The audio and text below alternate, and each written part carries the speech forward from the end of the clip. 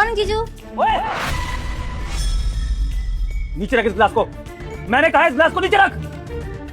हिम्मत क्या सोई पानी पीने की? तो कौड़ी की लड़की, आज के बाद अगर तूने इस गिलास में पानी पीना तो दूर की बात है, अगर इस गिलास को छू भी दिया तो मेरे से बुरा कोई नहीं होगा। तू आज के बाद मेरे घर के किसी भी बर्तन को नहीं छुएगी, समझी? बहुत पागल हो गए हो तुम। ज्योति मेरी छोटी बहन है, किस तरीके से बात कर रहे हो उससे? दीदी देख रही हो आप किस तरीके से बात कर रहे हैं? क्या हो गया जीजू? अगर आपको नहीं मुझे यहाँ देखना है तो मैं चली जाती हूँ, ऐसे चिल्लाओ तो मत आप। तो क्यों रुकी हुई है इस घर में? बेशरम लड़की, तेरे को अकल नहीं है? किसी के घर में मेहमान बन के जाया जाता है तो ज्यादा से ज्यादा एक दिन के लिए, लेकिन तू इस घर में भिखारियों की तरह मेरे टुकड़ों पर पल रही है। कितने दिन हो गए तेरे को रहते हुए यहाँ पर? तुझे कुछ शर्म नहीं आती है कि मैं अपने जीजू के घर क्या कर रही हूँ? तुझे तो अभी के अभी अपना बोरिया बिस्तरा लेके निकल जाना चाहिए, दो कौड़ी की लड़की। और आज के बाद अगर तूने मुझे अपनी शक्ल दिखाई तो मुझसे बुरा कोई नहीं होगा। जा चल निकल यहाँ से, निकलना। निकल जाऊंगी दीदी, मैं अपना घर समझ के आई थी। यही सोचा था कि ये मेरा दूसरा घर है, यहाँ शांति से रह सकती हूँ, लेकिन ये जीजा जी कैसे बात कर रहे हैं मुझसे? ऐसा लग रहा है कि मैं यहाँ की नौकरानी से बदतर हो गई हूँ। इतना चुभने लगी हूँ क्या आपको? नहीं आऊंगी दोबारा इस घर में, देख लेना आप। हाँ मत आइयो, मुझे तुम जैसे लीचड़ लोगों से रिश्ता रखना भी नहीं है। मैं नहीं चाहता कि तेरी बहन के घर से कोई भी यहाँ पर आए और मेरा दिमाग खराब करे। ये घर है, कोई धर्मशाला नहीं जो यहाँ पर कोई भी भिखारी मुंह उठा के चला जाएगा। ऐश्वर्या, मुझे तो लगता है कि तुम्हारे माँ बाप ने ना अपने बच्चों को संस्कार नहीं दिए। बस बेटियों को बोल दिया है कि जिस भी घर में शादी हो जाए सारा का सारा परिवार वहां जाके ना शादी पे मूंग दलो उस आदमी के, उसके खर्चे पे पलो और उसके टुकड़ों पर पल करना। अपने घर को भूल जाओ ताकि सारे खर्चे बच जाए तुम्हारे घर के, और फिर यहीं पर तुम सारी जिंदगी पलते रहो। बस तुम्हारे माँ बाप का आना बाकी है। एक काम करो, उनको भी बुला लो, उनको भी भिखारियों की तरह मैं रोटी खिला दूंगा। पता है, एक जानवर और तुम्हारे परिवार में कोई फर्क नहीं है। जानवर को भी पालना पड़ता है और तुम्हारे परिवार को भी लगता है मुझे पालना पड़ेगा। बस करो, बहुत बकवास कर ली तुमने और बहुत सुन लिया हमने। क्या बोले जा रहे हो तुम? दिमाग खराब हो गया तुम्हारा? आज से पहले तो तुमने कभी ऐसी बातें नहीं की, और तुम तो हमेशा बोलते थे कि ज्योति तुम्हारी भी छोटी बहन जैसी है। अगर तुम्हारी अपनी छोटी बहन होती तो तुम उससे भी ऐसा बकवास करते। और तुम सिर्फ ज्योति के बारे में नहीं, मेरे माँ बाप के बारे में भी बकवास कर रहे हो क्या गया है तुम्हें? विभोर, मैंने तुमसे ये सोच के शादी की थी कि तुम एक बहुत अच्छे इंसान हो, लेकिन नहीं, तुम्हारी सच्चाई मुझे आज पता चल रही है। मुझे नहीं पता था कि तुम्हारे मन में मेरी बहन और मेरे परिवार वालों के लिए इतना जहर भरा हुआ है। कहाँ से सीखा तुमने ये सब? कौन भड़का रहा है तुम्हें? देखो ऐश्वर्या, साफ सीधी बात है, मुझे नहीं पसंद इस घर में तुम्हारे और मेरे अलावा कोई और रहे। ये लड़की मेरे घर में रहकर मेरे टुकड़ों पर पलती है, खाना खाती है फ्री का, और पढ़ाई के नाम पे पागल बनाती है हम दोनों को। मुझे ये बर्दाश्त नहीं है। देखो ना तुम इस कांच के गिलास को देखो, इस कांच के गिलास की कीमत उतनी है जितनी तुम्हारी पूरी बहन की नहीं होगी, समझी? तो इसलिए ये इसको छू नहीं सकती है। अगर तुम्हारी बहन को इस घर में फ्री का खाना खाना है तो चलो दान के नाम पर मैं इसको फ्री का खाना भी खिला दूंगा, लेकिन फिर ये अपने बर्तन लाएगी तब इस घर में खाना खाएगी, समझी? अब चाहे वो मिट्टी के बर्तन में खाना खाए, चाहे जमीन पे बैठ के अपने स्टील के बर्तनों में खाना खाए, लेकिन ये महंगी क्रॉकरी में ये खाना पानी कुछ भी नहीं लेगी। समझ रही हो तुम ऐश्वर्या? इस घर का सब सामान मेरा है और मैं डिसाइड करूंगा कि उसको कौन यूज करेगा कौन नहीं। बस बहुत हो गया, बहुत बोल लीजिए जी आपने। अरे नहीं आएंगे आपके घर पे दोबारा। आपने तो भिखारी भी नहीं समझा हमको। भिखारी को भी इंसान इस तरीके से तो नहीं बोलता है। और दीदी आप कब से सुनने जा रही है, ये क्या बोले जा रहे हैं? मैं पढ़ाई करने आई थी। जब मम्मी पापा को पता चलेगा कि ये हमारे बारे में ये सोचते हैं, कितना इंसल्ट फील करेंगे वो। मैं बता रही हूँ, मैं दोबारा नहीं आऊंगी इस घर में। और ये आपकी कांच के गिलास ना, आप ही को मुबारक हो, हमारे घर में इससे अच्छे कांच के गिलास है, लेकिन मुझे कभी ऐसा फील नहीं हुआ जो आपने मुझे फील कराया। नहीं आऊंगी आपके घर में, राम राम है हमारी तरफ से। और दीदी दोबारा ना मुझे कॉल करना और ना ही मैसेज। मैं इस चीज के लिए नहीं आई थी यहाँ पे कि जिया जी कुछ भी बोले और मैं सुनती रहूं। रुक जा ज्योति, तू कहीं नहीं जाएगी। विभोर, तुम्हें बिल्कुल शर्म नहीं आ रही है? तुम एक कांच के गिलास को मेरी बहन से ऊपर बता रहे हो? अरे हो क्या गया है तुम्हें? कौन तुम्हें मेरे और मेरे परिवार के खिलाफ उल्टी सीधी बातें सिखा रहा है? आज से पहले तुमने कभी ये सब नहीं बोला है। आज तुम्हें मुझे बताना ही होगा विभोर कि क्या हो गया है तुम्हें, कहाँ से सीख रहे हो तुम ये सब? बोलो। ये बदतमीजी मैंने तुमसे ही सीखी है ऐश्वर्या। किससे सीखा है? मतलब मैं कुछ समझी नहीं। याद करो तुमने मेरे भाई के साथ क्या किया था। नीचे रख गिलास। मैंने कहा पानी का गिलास नीचे रख। और तेरी हिम्मत कैसे हुई तेरे महंगे गिलास में पानी पीने की? अभी पानी तो पी रहा हूँ, ग्लास टूटेगा थोड़ी। आप तो ऐसे बात करो इससे तोड़ी दूंगा मैं, पकड़ा ही हुआ था बस। बहुत अच्छे से पता है मुझे, 2 मिनट में ना ये गिलास अभी तू तोड़ देता, लेकिन खरीद के नहीं दे सकता है तू। पूरा दिन बैठ के यहाँ पढ़ाई का ढोंग करता रहता है, बुक खोल के। तूने क्या हमको बेवकूफ समझा हुआ है? बहुत अच्छे से पता है मुझे। बाहर जाके ना आवारागर्दी करता है तू। क्यों? क्योंकि भाई भर रहा है तेरी फीस तो। अरे बाहर जाके 4 पैसे कमा के अपने भाई की मदद ही कर दे, आया बड़ा। और ये गिलास ना बहुत महंगा है, कभी जिंदगी में भी नहीं देखा होगा तुमने इतना महंगा गिलास। अभी अगर टूट जाएगा ना, पूरा खानदान भी बिक जाएगा ना, तो भी इतनी महंगी क्रॉकरी नहीं खरीद पाओगे। और तुम्हें बिल्कुल शर्म नहीं आती है? आए दिन मुंह उठा के अपने भाई के घर चले आते हो। कभी तू आ जाता है, कभी तेरे माँ बाप आ जाते हैं। तेरी कॉलेज की फीस तेरा भाई भर रहा है, तेरी माँ का इलाज तेरा भाई करवा रहा है। अरे कुछ काम धंधा कर ले, हाथ बटा ले अपने भाई का। एक गिलास पानी पी रहा था, आपने तो इतना सुना दिया मुझे। और मैं भी मेहनत कर रहा हूँ, कल को मैं भी कमाऊंगा तो आप लोगों के लिए करूंगा ना जो मुझे करना है। अब बेवजह मुझे बोले जा रहे हो। हाँ, बहुत अच्छे से पता है मुझे कि तू कितना खर्चा करेगा हमारे ऊपर। कल को तेरी शादी हो जाएगी ना, तो अपनी बीवी के पल्लू से जाके बन जाएगा तू, पीछे मुड़ के भी नहीं देखेगा हमारी तरफ। वो तो तेरा भाई इतना अच्छा इंसान है कि अपने पूरे परिवार को पाल रहा है, पूरे परिवार को सपोर्ट कर रहा है। चाहती तो मैं बिल्कुल नहीं हूँ कि तुम कभी इस घर के अंदर कदम भी रखो, लेकिन क्या करे, मेरा पति बेवकूफ है ना। और इतना सुनने के बाद अगर थोड़ी भी शर्म बाकी हो ना तो आज के बाद आना मत इस घर में लौट के। और इतना ही शौक है ना पानी पीने का तो ये पकड़ प्लास्टिक का ग्लास, इसमें भी पानी पीना है तो।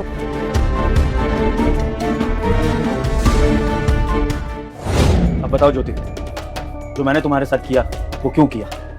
क्योंकि तुम्हारी बहन ने ये इनिशिएट करी बदतमीजी मेरे भाई के साथ। ज्योति, तुम्हें मुझे देखकर लगता है कि मैं तुम्हारे परिवार के साथ ऐसा सलूक करूंगा? अगर मैं इस तरह का आदमी होता तो तुम्हारी बहन कभी मुझसे शादी करती ही नहीं, लेकिन तुम्हारी बहन ने मुझे मजबूर किया कि मैं ऐसा करूं। और ज्योति, आई एम सॉरी, मेरे पास कोई और रास्ता नहीं था तुम्हारी बहन को सबक सिखाने का, क्योंकि अगर मैं इसको डायरेक्टली ये बात बोलता तो ये मुझे उल्टा जवाब देती।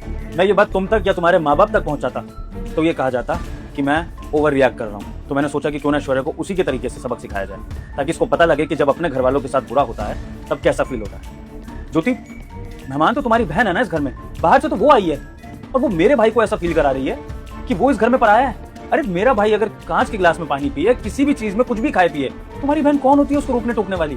ये सब कुछ मेरे पैसों का है। पर ऐश्वर्या, तुम्हें तो अपने आप को लकी फील करना चाहिए कि तुम्हें इस घर में इतनी फ्रीडम मिली है कि तुम इतना बोल सकती हो, लेकिन इसका मतलब ये नहीं है कि तुम इस फ्रीडम का गलत फायदा उठाओगी। क्या बीतेगी मेरे भाई पर जब वो ये देखेगा कि उसके घर में ही उसकी इज्जत नहीं है? और वो तो सोचेगा ना कि शादी के बाद भाई भी बदल गया। देखो ऐश्वर्या, मैं जितना रिस्पेक्ट तुम्हारी करता हूँ, जितना प्यार तुमसे करता हूँ, उससे कहीं ज्यादा प्यार अपने घर वालों से करता हूँ, है ना? मैं वो आदमियों में से नहीं हूँ जो पत्नी आने के बाद इतना बदल जाते हैं कि अपने घर वालों को भूल जाए। और तुम ये मत समझना कि ये चुगली करी गई है मुझसे।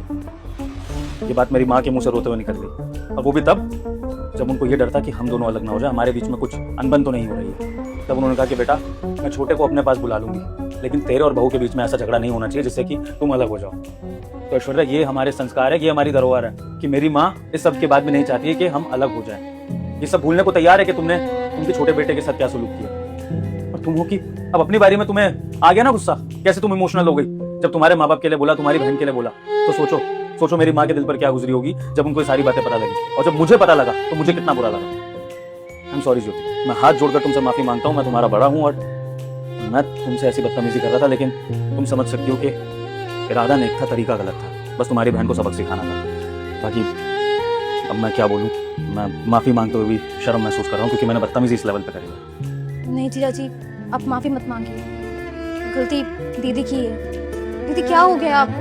आप पहले तो कभी ऐसे नहीं करती थी।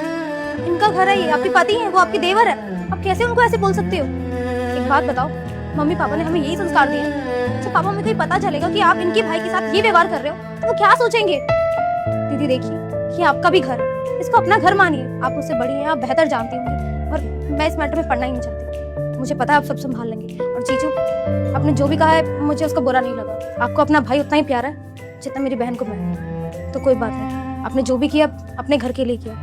दीदी की तरफ से मैं भी आपसे माफी मांगती हूँ, हो सके तो माफ कर देना दीदी को। ज्योति, तू ठीक कह रही है। I am really very sorry, मुझसे बहुत बड़ी गलती हो गई। मुझे रियलाइज ही नहीं हुआ कि मैं तुम्हारे भाई और तुम्हारी फैमिली के साथ किस तरीके से बिहेव कर रही हूँ। मैं ये भी भूल गई कि तुम तो मेरी फैमिली को हमेशा अपनी फैमिली की तरह ट्रीट करते हो, वरना आजकल के टाइम पे तो लड़के अपने सास ससुर और साले सालियों से बात भी नहीं करना चाहते हैं, उनको फोन तक नहीं करते, विश भी नहीं करते।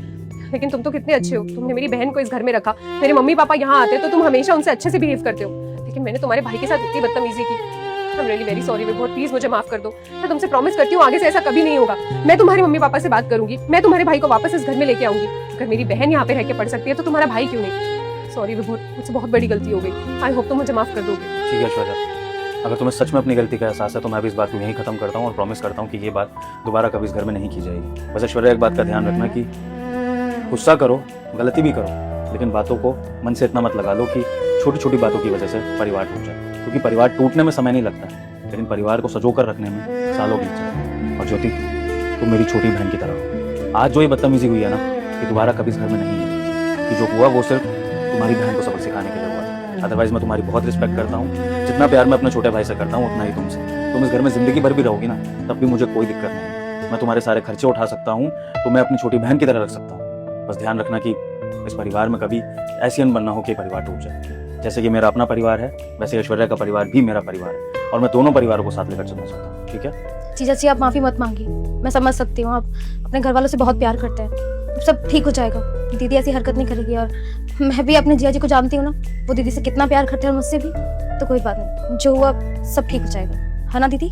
हाँ, मैं प्रॉमिस करती हूँ कि आगे से ऐसी गलती कभी भी नहीं होगी। आप लोग बैठिए, मैं चाय बना के लाती हूँ। बैठे जिया जी। ज्योति, हमारी इज्जत बचा ले यार। ओए, उधर कैसे आया तू? चल बाहर निकल। एक सेकेंड रुको।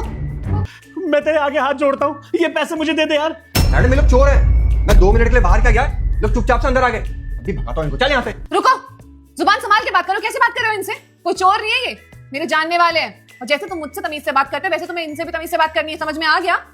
लेकिन मैडम, आप एक बार इनको देखो तो सही, ये आपके जानकार होंगे। आपसे कोई गलतफहमी हो गई होगी, इनको अभी भगाता हूं मैं। हाँ, है मेरे जानकार। और तुम ना कोई नहीं होते जो जज करोगे इनको। समझ में आया? चाहे इन्होंने कैसे भी कपड़े पहने हो, तुम जाओ अपनी ड्यूटी करो बाहर जाके। मैडम, आप मैंने कहा ना, तुम जाओ, मैं यहाँ पे सब कुछ हैंडल कर लूंगी। गो। क्या हुआ यार, ये सब कुछ? ज्योति, बहुत मुसीबत में हूँ, तू ही मदद कर सकती है। मेरी मदद कर, मुझे पैसे दे दे, मुझे इन पैसों की बहुत जरूरत है। अरे ये सब कुछ चल क्या रहा है? तो इतना हबड़ा तबड़ी में क्यों है? मुझे कुछ समझ में नहीं आ रहा है। जो भी बात है मुझे आराम से बैठ के बताना, मुझे कुछ नहीं समझ में आ रहा। देख, मैं तुझे समझा नहीं सकता। तू देखिए, मेरी बाइक की चाबी ये ले ले, और ये तेरी भाभी का मंगलसूत्र लाओ, ये भी रख ले। मुझे बस ये पैसे दे दे। एक सेकेंड, तुम लोग बैठो पहले। भाभी जी बैठे ना आप, प्लीज मुझे समझाओ बैठ के, तभी मेरे को समझ में आएगा कुछ। आओ बैठो। बैठ। अब मुझे बता आखिर हुआ क्या है? ऐसे तुम लोग ये भाभी जी का सोने का मंगलसूत्र, अपनी बाइक की चाबी मुझे गिरवी रख रहे हो। मैं कोई फाइनेंसर लग रही हूँ क्या तुम्हें? तू मेरे को एक बात बता, तू मेरा बचपन का दोस्त है, तेरे ऊपर कोई परेशानी आएगी तो मैं तेरी मदद करूंगी ना। तू मुझे बता तो सही, आखिर हुआ क्या है? क्यों इतने परेशान हो? इतने बौखलाए हुए हो, गाँव से सीधा यहाँ पर आ गए। मुझे नहीं समझ में आ रहा कुछ, प्लीज एक्सप्लेन करो। तुझे पता है ना, पिताजी की मौत के बाद मैंने कर्जा लिया था सरपंच जी से 3 लाख रुपए। सोचा था कि अपना व्यवसाय खोलूंगा और घर बार चलता रहेगा, क्योंकि पिताजी की पेंशन से ही अभी तक घर चल रहा था। उनके जाने के बाद फिर पेंशन भी बंद हो गई। वो 3 लाख रुपए लेके मैंने शांति को दिए थे घर में रखने के लिए, और फिर मैं बाजार गया था पता करने सामान का, और घर लौटा तो पैसे गायब थे, चाचा ने चुरा लिए। हाँ, इसने अपनी आंखों से देखा। लेकिन हमने जब उन्हें बताया तो वो हम पे गुस्सा करने लगे, कहने लगे कि तुम खुद चोर हो और चोरी का इल्जाम हम पे लगा रहे हो, तुम्हारी बीवी ने चोरी किए होंगे। हमने बहुत गुहार लगाई, हमने कहा कि चाचा ऐसा मत करो, हमने वो पैसे कर्जे पे लिए, हमें लौटाने, हमें बिजनेस शुरू करना है। लेकिन चाचा ने नहीं सुनी, उल्टा हमें गाली गलौज करने लगे और हमें मारने की धमकी देने लगे। अब मम ने बोला कि ठीक है, तो पिताजी की जो जमीन का हिस्सा है वो बेच के हमें पैसा दे दीजिए, हम उससे व्यवसाय शुरू कर लेंगे और प्रधान जी का पैसा लौटा देंगे। पर उन्होंने बोला कि तुम्हारे नाम पे कोई ज़मीन नहीं है और इस घर से निकल जाओ। हमें समझ नहीं आया।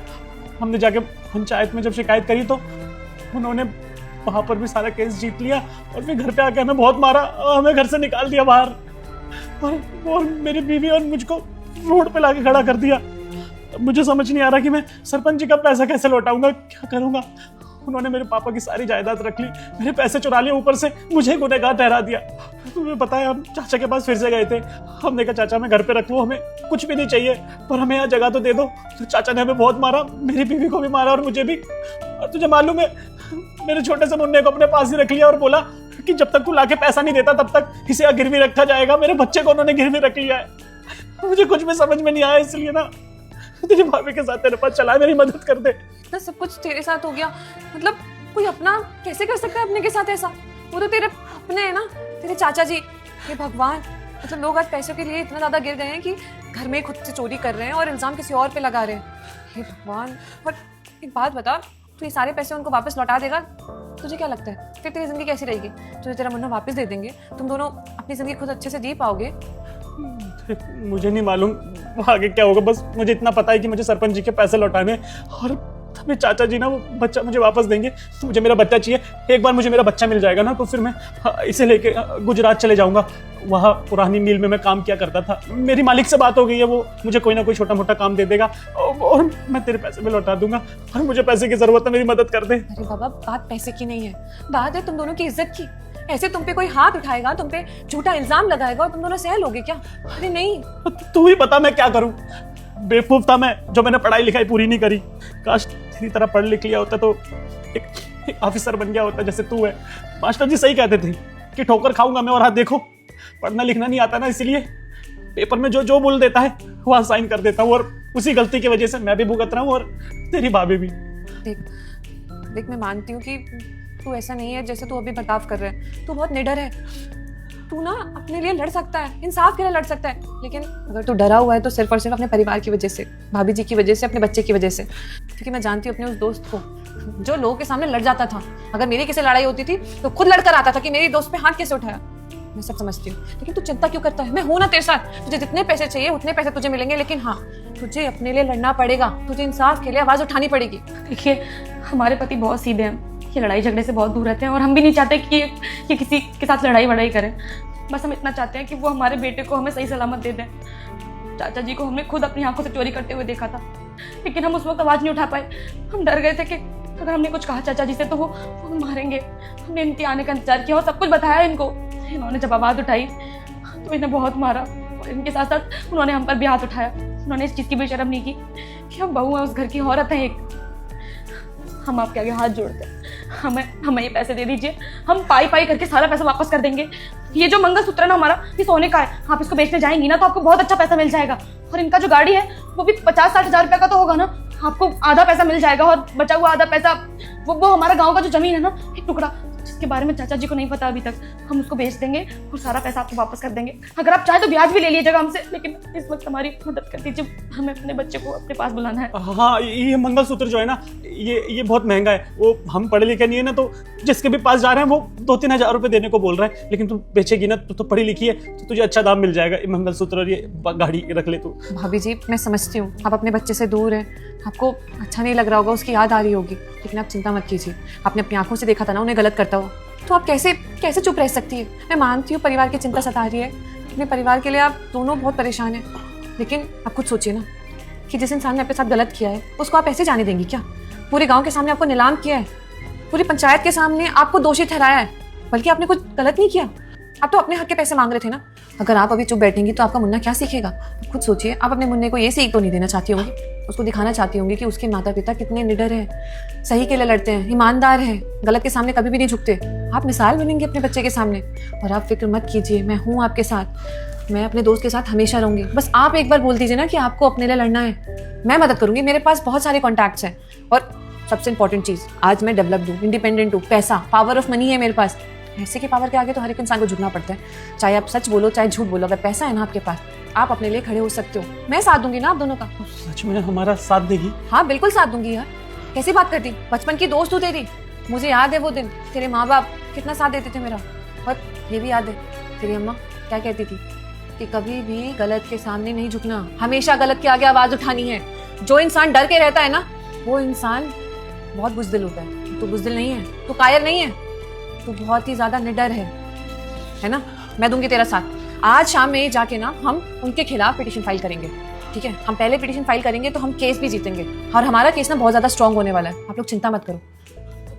लेकिन अभी वो सरपंच जी का पैसा लौटाना होगा। हाँ, उसकी चिंता मत कर तू। ये ले, ये सारे पैसे रख, और गांव वापस जाने की जरूरत नहीं है। एक काम करियो, यहीं से सारे पैसे ना ऑनलाइन ट्रांसफर कर दियो। यहाँ मेरा कैशियर है, वो हेल्प कर देगा तेरे को, ठीक है? और जो बाकी पैसे हैं उसे रख, घर गृहस्थी में काम आएंगे। और तुम लोग ना यहीं पे फ्लैट लेके रहना, गांव वापस जाने की जरूरत नहीं है। अपने बच्चे को एक अच्छा जीवन दो। वहाँ पे उन लोगों के बीच अगर तुम्हारा बच्चा रहेगा ना, उसकी जिंदगी भी खराब हो जाएगी। और ये मंगलसूत्र और ये बाइक की चाबी, ये मंगलसूत्र तुम दोनों के प्यार की निशानी है, भाभी के सुहाग की निशानी है। कभी भी ऐसी नौबत ना आने देना अपनी जिंदगी में कि इसे गिरवी रखने की जरूरत पड़े, और जरूरत पड़े भी ना तब भी मत रखना। बहुत कीमती है ये चीज़। और ये अपनी गाड़ी की चाबी पकड़, इसको, तेरी अमानत है। देखा, हम कहते थे ना, दुनिया में कोई मदद करे ना करे, हमारी दोस्त जरूर मदद करेगी। आज तूने साबित कर दिया दोस्ती रिश्तेदार से बढ़ के होती है, खून से भी बढ़ के। बहुत बहुत शुक्रिया तेरा। अरे बस कर, शुक्रिया शुक्रिया ही करता रहेगा क्या? शुक्रिया बोल के दोस्ती को छोटा साबित कर रहे हैं। दोस्ती बहुत बढ़कर है हमारी, ठीक है? अब आप लोग इतनी दूर से आए हो, काम कीजिए, अंदर रेस्ट रूम में जाके थोड़ा फ्रेश हो जाइए। मैं जरा एक मीटिंग निपटा लेती हूँ, उसके बाद मिलती हूँ, ठीक है?